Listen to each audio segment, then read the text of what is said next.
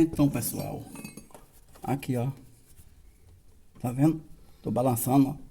Agora falta apertar mais. Aqui, ó. Como eu já falei, você vai usar uma chave L. A ponta do parafuso sai por aqui. Você vai apertar cá por trás com a L, beleza?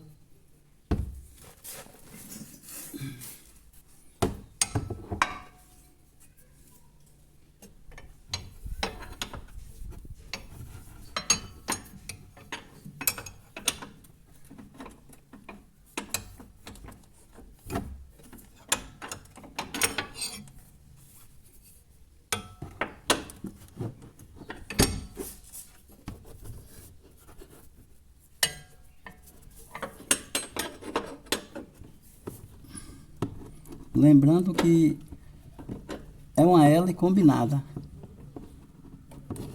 Uma L13 combinada.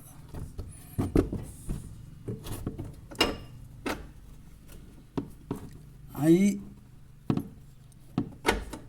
muitos vão dizer: ah, meu carro leva logo para assistência técnica. Beleza.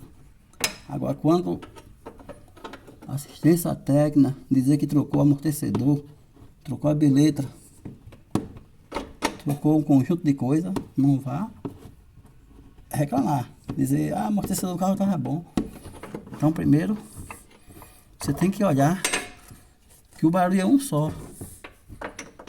Beleza? Nunca danifica os dois de vez.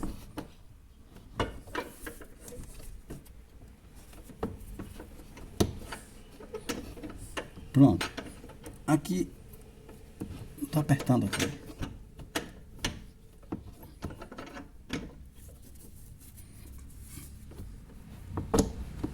Porque o acesso é um pouquinho, dificulta um pouquinho.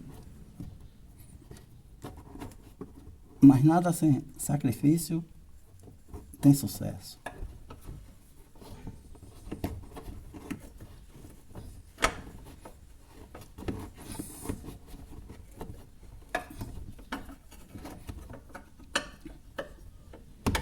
Pronto, pessoal.